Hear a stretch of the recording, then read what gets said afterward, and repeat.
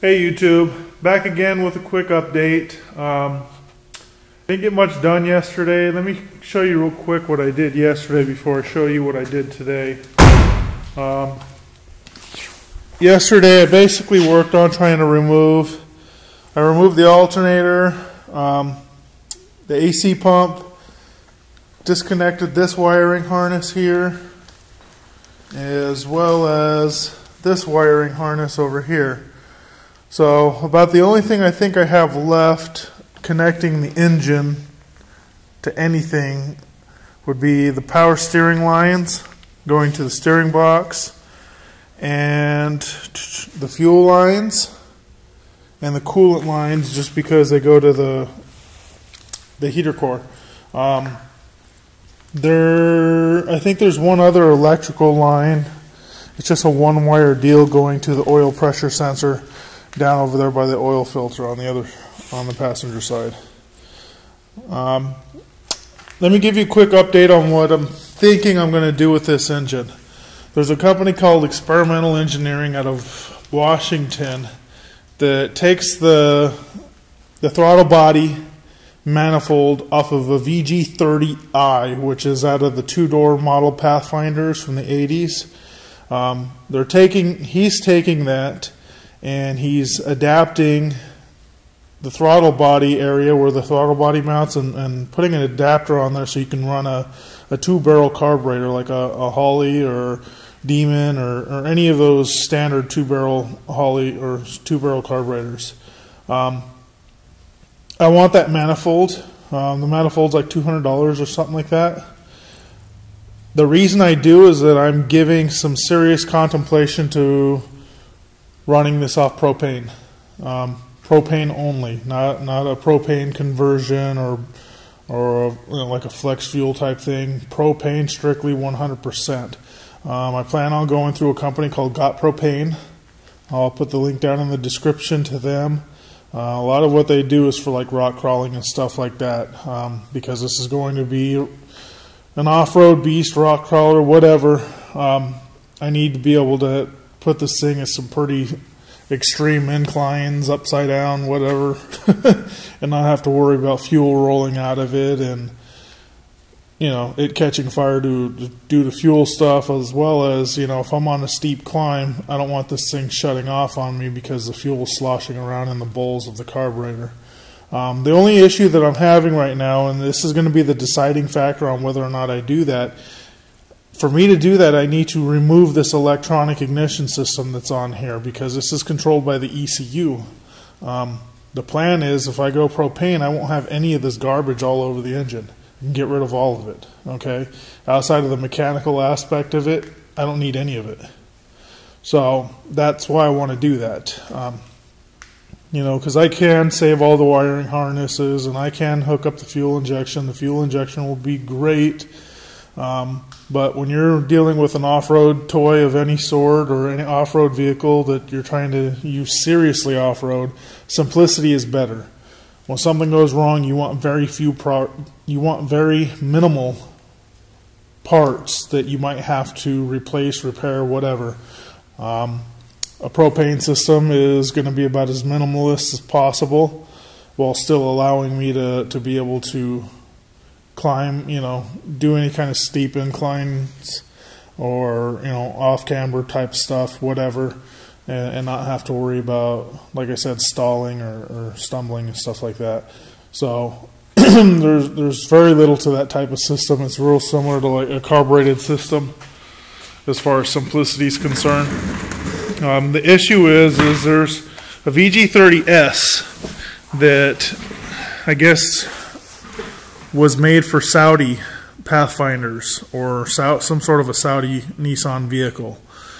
That's what a lot of these guys that are doing the VG30 conversions and Datsun 510s, they were using those. But the problem is that there's not very many of them, and it's gotten to a point where they're extremely hard to come by, from what I understand. So I need to figure out what are my options as far as getting a distributor in here that does not run off the ECU, or possible conversion or something like that. The issue is the advance on it. The ECU is an electronic advance on these distributors based on everything else on the engine. Whereas the distributor that they use on the VG30S, it's a carbureted engine. That's a factory carbureted engine, by the way. It's a vacuum advance, like you would have like on an old Chevy, Ford, or something like that, you know. So I need to figure that out. If I can figure that out, I'm definitely buying that manifold here real soon, and we'll start getting ready to tear this engine out of here, put it on a stand, and tear it apart and rebuild it. I'm going to save all the multi-port fuel injection on this, clean it up, paint it, get it all ready. When my 91 Pathfinder is ready to pull in here and get its turn at being worked on, I'm going to pull that engine out and rebuild that engine as well. So that's what's going on with the powertrain part of this. I mean, there's still a possibility that I could end up saying fuck it and put a small block Chevy in here. Depends on how complicated it's going to get, you know, and it's going to all really, honestly, it's going to really boil down to cost. I would like to keep the Nissan engine in there just because, you know, it's something different, something cool as far as I'm concerned. And that's pretty much it. That's the only reason. Plus, I have the engine and I have all those parts, so why just have them sitting here and spend more money on buying another engine? So I don't know. We'll see what happens with that. But that's the path I'm heading down right now, and we'll see what I can figure out as far as the ignition system goes. That's going to be the deciding factor. So, okay, here's what I've been working on today. Basically pulling the interior out. Got all the seats pulled out. They're down in my basement right now. It's clean down there. That's where my industrial sewing machine's at, and I just didn't want it getting trashed in here. The door panels will be coming off tomorrow. I think I'm going to call it a night for now. What I'm working on here is trying to get this harness apart. I'm going to have to undo all this tape because part of this, and unfortunately it's this brown connector right here, is for the speakers, and it comes up right here and comes up here. Well, all the rest of them go up through here and come out here. So I've got to remove that from that harness so that I can shove all the rest of these connectors through this grommet right here, through this hole, and then I can remove this hatch. So I'll finish that up tomorrow probably because it's cold and I got to take a leak, to be honest. So tomorrow, expect to see no door panels, expect to see no rear hatch, no center console. About the only thing you're going to see in here is the dash. Maybe not even carpet. You know, it depends on how productive I feel. But the goal is to at least get the door panels, get the center console out, get the rear hatch off. If I feel productive, the carpet will be gone. Maybe even the headliner too. So that's it for now. Subscribe, comment, like, the typical routine. Head down to the description. Check out my Facebook page. I'll have a link to the build thread on Nissan Pathfinder Off-Road Association NPORA's website. So I'll have that there for you guys to go take a look at that. There'll be questions and comments and things that you're not going to ever hear on these videos. So, yeah, check that out. And what else? Yeah, that's about it. I've got a couple other things coming up here. If you've subscribed to my channel and you've been paying attention, you'll know that I just had Magnet Paint send me a 3/4 chassis saver. They sent me some banners. I'll be hanging those from the shop, and I've got something else coming in the mail too from another company that you guys are going to be really interested in if you have a plasma cutter or an oxyacetylene torch.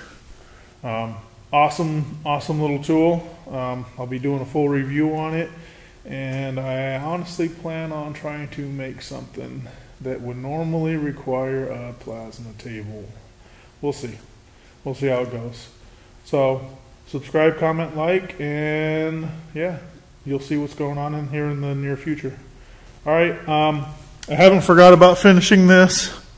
I am going to finish that here real soon. I need to talk to the gentleman that was supposed to bring the tow truck. We're having he works during the day, and the weather's been bad here. We got snow on the ground still. It's the first day of spring, and there's fucking snow on the ground. So I think there's just a scheduling conflict and dealing with that, why he hasn't brought it here. But I'm going to call him tomorrow, find out what the ETA is on that truck getting here. If it's not going to show up until this weekend, I'm going to pull out the 3/16 plate that I got over here. I might actually have some scrap here in the scrap box. And I'm going to build the mounts here for the JD squared bender and get these springs attached.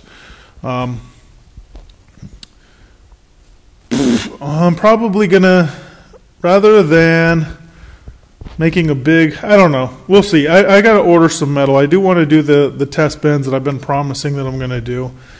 But I'm trying to budget my money here and not just buy shit, because I'm obviously not going to be ready to do any tube work inside of either one of these vehicles for a while.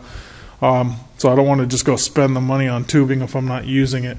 However, I do need to build something to, like, sawhorse. Sorry, my battery's about to die. Build something kind of like a sawhorse type setup or something, where I can lift the body up off this frame and put it on there, and it'll have casters. So I got to design something up for that.